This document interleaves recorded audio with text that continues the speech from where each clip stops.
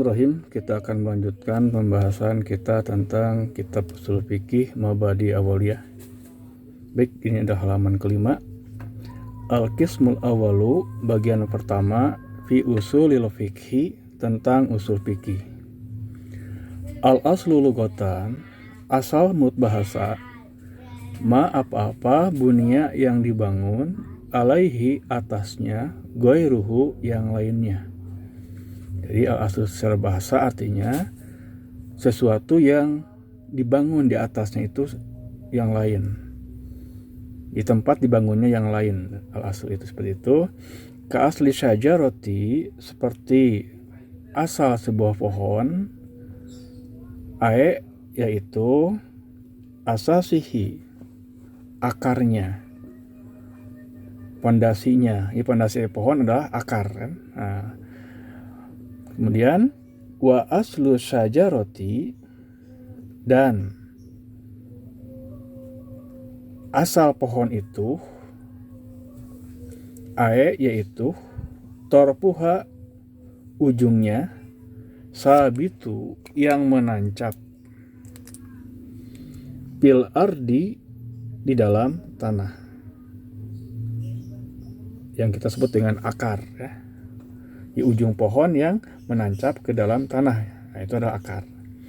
Pak usul fikih, maka usul fikih itu asasuhu, adalah akar daripada fikih. Pondasi dari fikih adalah usul fikih. Wal far'u, dan yang disebut dengan al far'u, yang dalam ilmu fikih sering disebut istilah puru.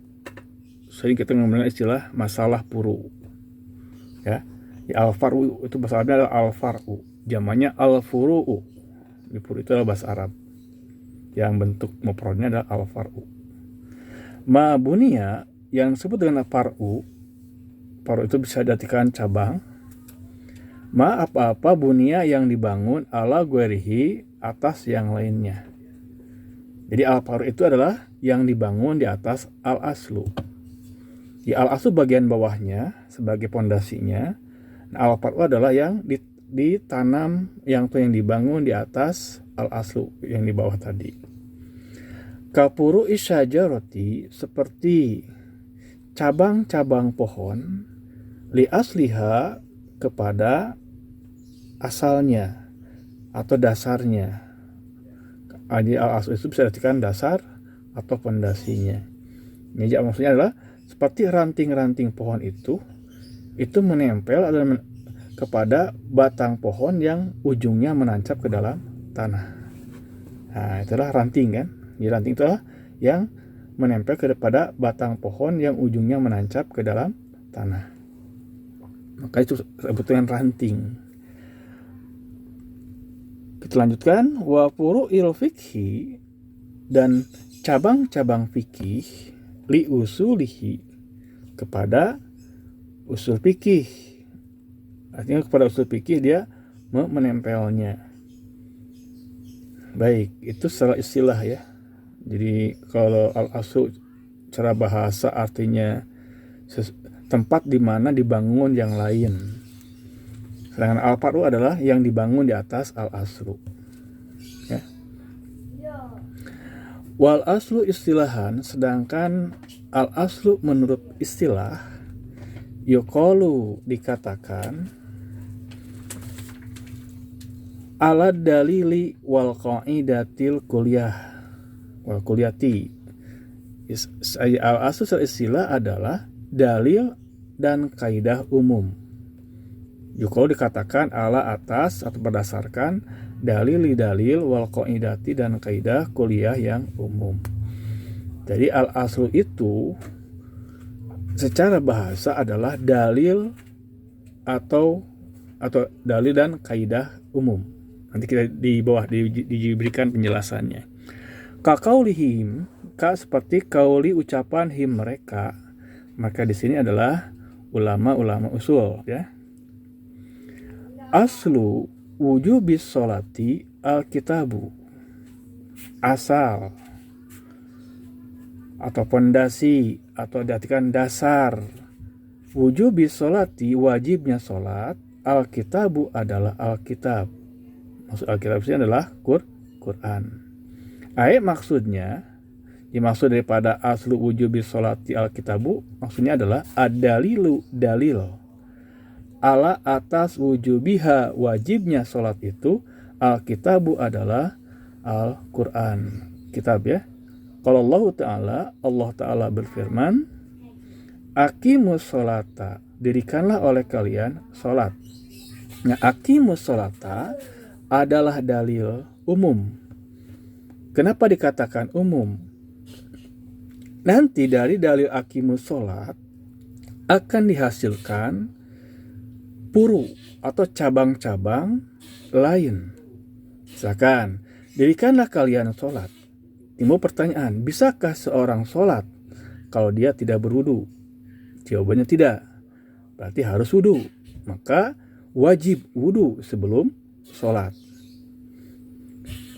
Bisakah orang melakukan sholat atau sahkah sholatnya seseorang kalau dia tidak menutup aurat? Jawabannya tidak sah. Berarti menutup aurat juga adalah wajib. Jadi dari aqimus sholat ini dalil umum, dan dari dalil umum ini menghasilkan cabang atau bagian-bagian lain yang ada hukumnya, seperti wajibnya untuk wudu, wajibnya untuk menutup aurat, nanti wajibnya untuk menghadap kiblat. Nah, wajibnya menutup aurat, wajibnya berwudu, wajibnya menghadap kiblat adalah cabang atau furu yang diambil dari dalil aqimus sholat. Di satu dalil akan menghasilkan beberapa cabang-cabang hukum. Kayak tadi, cabang hukum wajibnya wudu. Cabang hukum wajibnya menutup aurat. Cabang hukum wajibnya menghadap kiblat, dan ada banyak-banyak yang lain. Itu nama al-furu'nya. Furu'nya itu adalah. Sedangkan aqimus sholat al-aslu'nya. Dari asal ini menghasilkan furu'il fikhi, cabang-cabang fikih yang lain. Wa kaqaulihim, dan seperti ucapan mereka juga para ulama usul fikih, ibahatul maitati, bolehnya memakan bangkai. Ibaha artinya boleh, maitati adalah bangkai, maksudnya boleh memakan bangkai, lil mudhari, bagi yang terpaksa. Khilaful asli, dan ini adalah khilaful asli, menyalahi asalnya, menyalahi dasar hukum yang ada. Maksudnya mukhalifun lil qaidatil kulliyah. Mukhalifun artinya menyalahi lil qaidatil kulliyah, kepada kaidah umum. Apa kaidah umumnya? Wahia, yaitu kaidah umumnya adalah kullu maitatin haramun. Setiap bangkai itu haram. Ini adalah kaidah umum. Dari mana kita menghasilkan kaidah umum? Nah, kaidah umum dihasilkan dari memahami sebuah dalil.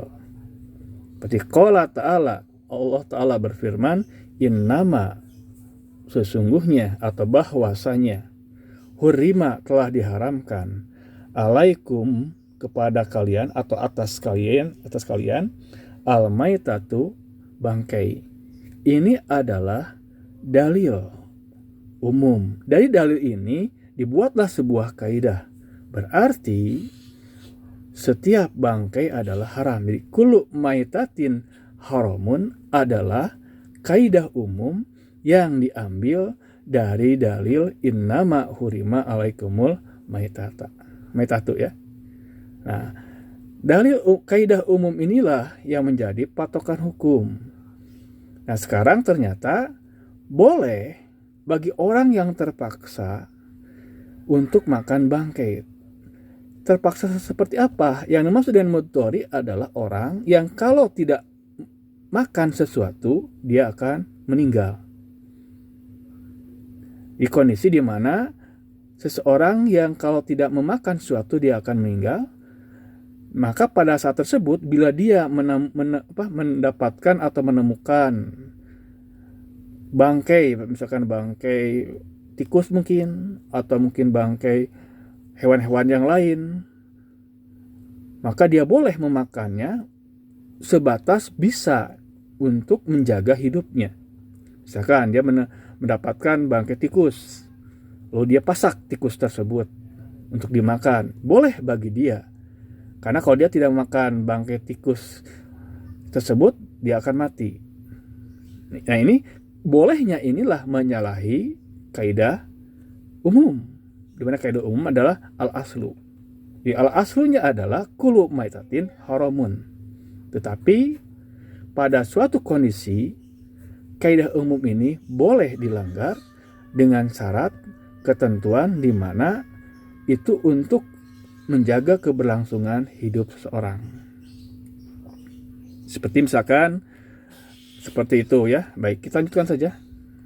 Sekarang kita lihat usulul fikih. Nah, jika ada yang bertanya apa itu usul fikih, di sini beliau Ustaz Abdul Hamid Hakim memberikan definisi. Usul fikih adalah dalilul fikih ala sabilil ijmali. Dalil fikih atas jalan ijmal. Ijmal artinya menyeluruh atau keseluruhan.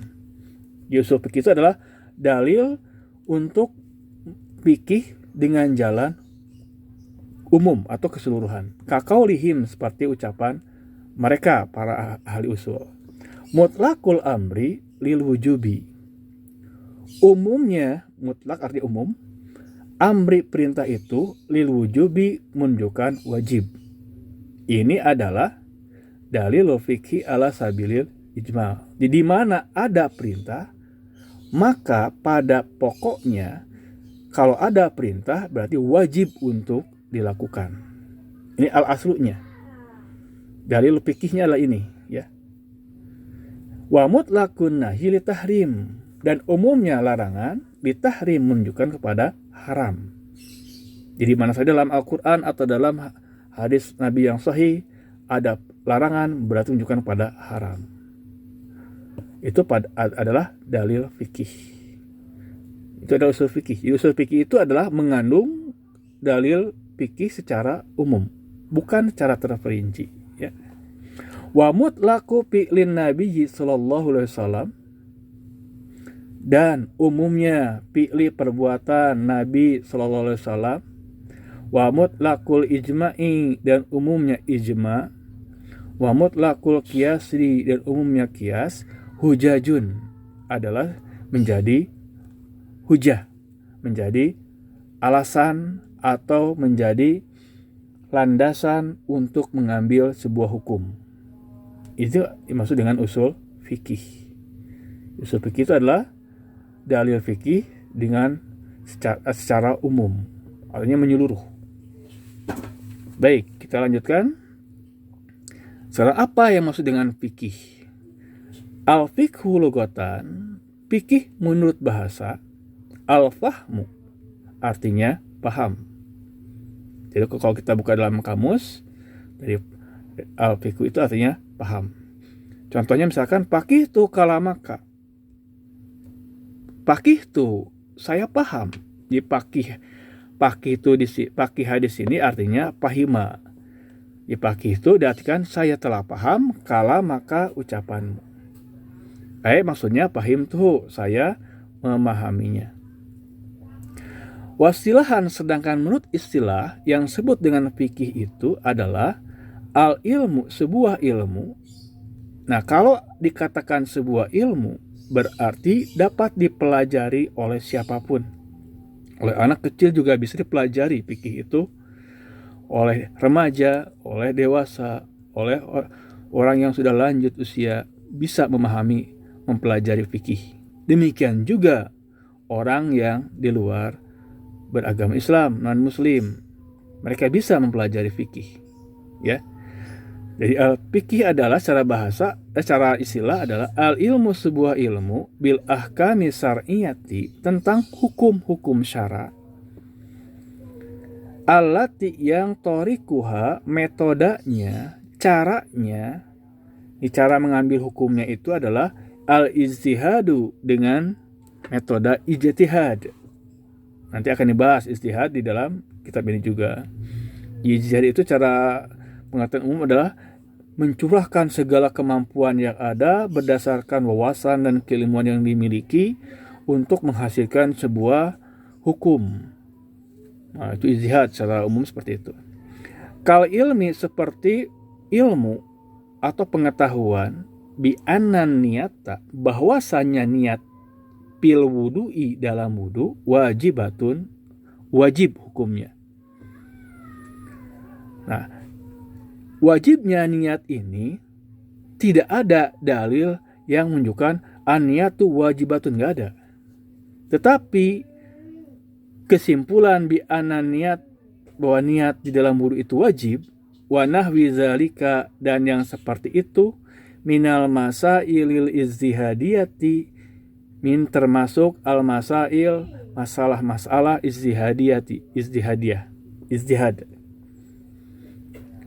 Jadi masalah-masalah ijtihadiyah artinya suatu permasalahan yang tidak ada dalil yang secara langsung menunjukkan kepada hukum itu.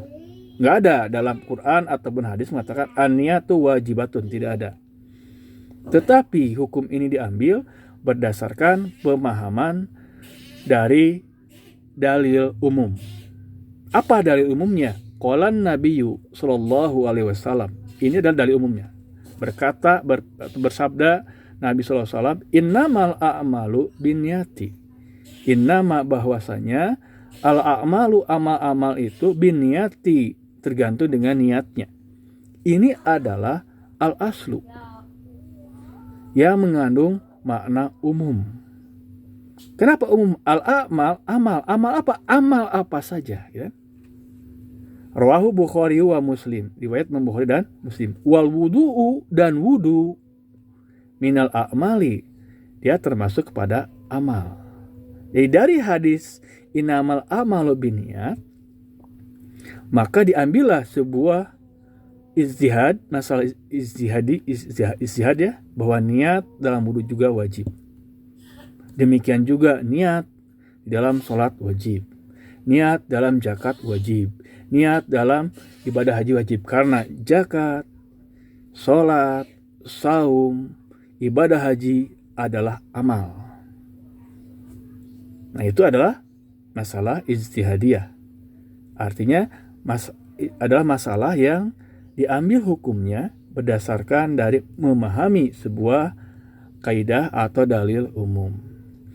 Bikhilafil ilmi, berbeda al ilmi dengan pengetahuan, bil ahkami syar'iyati, tentang hukum-hukum syara, allati, yang laisa, bukan.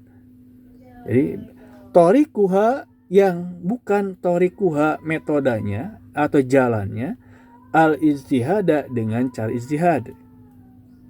Jadi ada hukum-hukum syara yang tidak menggunakan cara ijtihad. Kal ilmi, seperti ilmu atau pengetahuan, bi anna sholawatil khamsa, bahwa sholat 5 waktu itu wajibatun, adalah wajib. Kenapa? Karena ada dalil yang menunjukkan wajibnya sholat 5 waktu. Ada dalil khusus. Jadi secara dalil itu mengatakan bahwa sholat 5 waktu itu adalah wajib. Wa anna zina, dan bahwasanya zina muharamun, adalah haram. Tentang hukum zina haram tersebut, wa nahwi zalika, dan yang seperti itu, minal masailil qat'iyati, termasuk masalah-masalah qat'i. Apa masalah qat'i tersebut? Yang disebut masalah qat'i adalah masalah-masalah yang hukumnya sudah ditentukan, yang hukumnya tidak boleh diganggu gugat, yang hukumnya harus diterima bulat-bulat. Tadi wajibnya sholat 5 waktu sudah ada dalil yang jelas wajibnya. Tidak orang tidak bisa kita memahamkan pemahaman yang lain. Oh, jadi 6, misalkan jadi 4, atau kan jadi 4. Tidak. Karena sudah ditetapkan 5 yang wajib sholat itu. Demikian juga tentang zina yang haram. Tidak boleh, wah ini jadi mubah zinahnya, atau jangan jadi makruh, atau bergeser gini-gini, nggak bisa. Itulah masalah qat'i yang sudah ditetapkan tentang hukumnya. Pala yusamma al-ilmu, maka tidak dinamakan ilmu pengetahuan itu bima zukirat, tentang apa yang tadi disebutkan, fikhan sebagai fikih. Jikalau suatu perkara sudah ditentukan hukumnya oleh Al-Quran ataupun sabda Nabi, maka masalah tersebut bukan masalah fikih, bukan masalah fikhiyah, kan itu termasuk masalah qat'iyah. Itu adalah pada lembaran yang kelima. Nah, di sini ada lanjutannya untuk lembaran yang keenam. Al-ilmu. Jadi kalau yang bertanya, apa itu ilmu? Ilmu adalah sifatun, sebuah sifat. Di ilmu adalah sebuah sifat. Yang kasifu biha, yang akan terungkap biha dengan sifat tersebut. Al-matlubu, apa yang dicari. Inkisafan taman, dengan ungkapan yang sempurna. Di orang yang berilmu, dia bisa mengungkapkan sebuah masalah dengan sempurna, dengan cara detail segala halnya. Itu adalah ilmu. Di orang yang berilmu, di mana saja dia berada, dia bisa menggunakan ilmunya untuk memecahkan segala masalah yang dihadapi. Wal jahlu, lawannya adalah al jahlu. Al jahlu adalah adamul ilmi bisyai'i, tidak adanya pengetahuan tentang suatu.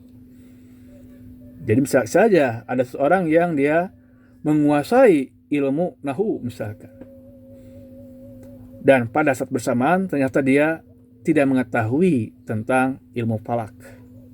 Berarti dia punya ilmu tentang nahu, tapi dia jahlu, tidak tahu tentang ilmu falak. Jadi ilmu dan al-jahlu akan ada pada seseorang.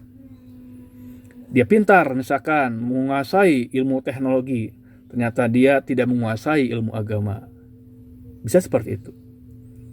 Jadi dengan kata lain, tidak ada manusia yang sempurna. Tentu akan ada kekurangannya. Tidak bisa seseorang dia menguasai semua ilmu. Karena keterbatasan kemampuan yang dimiliki oleh manusia itu sendiri. Wazonu, dan dimaksud dengan zon, al-idraku rajih. Zon adalah pemahaman yang kuat li ahadil amroini, terhadap salah satu dari dua perkara. Itu zon namanya. Zon itu adalah dugaan atau pemahaman yang kuat terhadap salah satu di antara dua perkara. Kita kan ada di bawah ada penjelasannya. Sedangkan wal wahmu, sebut dengan al wahmu, waham, ad idrakul marjuhu, pemahaman yang lemah atau pengetahuan yang lemah, li ahadil amroini, terhadap salah satu dari dua perkara. Ini kebalikan daripada zon. Ya, baik, kita lanjutkan lagi. Wasyakku, yang sebut dengan syak. Syak artinya ragu, ragu-ragu ya. Ad idrakul mustawi, pemahaman yang seimbang, bainal amro ini, di antara dua perkara. Nah, untuk memahami daripada definisi ini, ada beliau memberikan di sini salah satu contohnya. Pataroddudu, maka bimbang atau ragu-ragu, pikiyami Zaidin, pada kiami keberadaan Zaidin Zaid, wa nafyihi, dan tidak adanya, ala sawai, berdasarkan sawa sama atau seimbang, syakun adalah syak. Misalkan begini, kita melihat sebuah rumah Zaid. Rumah Zaid gelap, keadaan lampunya gelap. Kemudian di depan rumah Zaid ada sandal yang biasa dia pakai. Di sana timbul pertanyaan, apakah Zaid ada di rumah? Pertama kita lihat rumahnya mati. Kemungkinan Zaid tidak ada di rumah, dia sedang bepergian. Tetapi dalam pandangan kita yang lain, ada sandal yang dia pakai. Bisa jadi Zaid ada di rumah, dia sedang tidur. Bisa juga Zaid itu bepergian, dia tidak menggunakan sandal tapi menggunakan sepatu. Jadi kita ragu-ragu apakah Zaid ada di rumah atau tidak. Itu namanya syak, ragu. Wa ma'a, dan disertai rujhanis subuti, kuatnya keberadaan, wal intifa'u, dan tidak adanya, zonun adalah zon. Tetapi kalau kita melihat ternyata rumah itu gelap dan di depan rumah tidak ada sandal atau sepatu jahit, maka kita menduga kuat jahit tidak ada di rumah. Itu namanya zon. Demikian juga kita melihat rumah Zaid, misalkan rumahnya terang, di depan rumah Zaid ada sandalnya dan juga sepatunya ada, maka kita menduga kuat Zaid ada di rumah. Itu namanya zon. Artinya praduga kuat terhadap keberadaan Zaid. Nah, kalau ternyata rumahnya padam, di depan rumah Zaidnya tidak ada sandal atau ada sepatu, maka kita menduga bahwa Zaid tidak ada di rumah. Itu yang menduga intifa, ketidakberadaan Zaid. Itu namanya zon. Jadi zon dan syak itu berdasarkan pengetahuan yang kita miliki terhadap sesuatu. Wa ma'a marjuhin, dan disertai lemahnya fi ahadihima, pada salah satu dari keduanya, adalah waham. Nah, itu namanya waham. Jadi kalau kita menduga Zaid itu pasti ada, menduga Zaid itu benar, misalkan rumahnya gelap, kemudian di depan rumahnya tidak ada sandal atau sepatu, maka kita menduga kuat bahwa Zaid tidak ada di rumah. Itu adalah zon. Nah, maka kemungkinan Zaid adanya itu kecil kemungkinan. Nah, kecil kemungkinan itu disebut dengan wahmu. Kalau kita menduga kuat Zaid tidak ada karena kondisi rumahnya gelap dan di depan rumahnya tidak ada sepatu atau sandalnya, itu adalah zon, dugaan kuat Zaid tidak ada di rumah. Tapi mungkin saja ada kecil kemungkinan Zaid ada di rumah. Bisa jadi dia sepatu atau sandalnya dibawa ke rumah, rumahnya dimatikan lampunya dan dia tidur. Tapi kecil kemungkinannya. Karena faktor yang mendukung untuk keberadaan Zaid sangat kecil kemungkinan. Itu namanya wahmun. Wal muradu, dan yang dimaksud bil ilmi dengan ilmu, fi ta'rifil fikhi, dalam definisi fikih, yasmulu zonna, adalah mencakup zon. Artinya bukan masalah keyakinan. Masalah-masalah ijtihadiyah adalah masalah-masalah pemahaman kuat terhadap sesuatu berdasarkan wawasan tentang sebuah dalil dan pemahamannya. Demikian muqaddimah tentang usul fikih. Kita akan melanjut kepada al-ahkam. Semoga bermanfaat. Bila ada pemahaman yang keliru ataupun pemberian harokat dan terjemah yang salah, dimohon koreksinya dengan memberikan komentar di bawah video ini. Wassalamualaikum warahmatullahi wabarakatuh.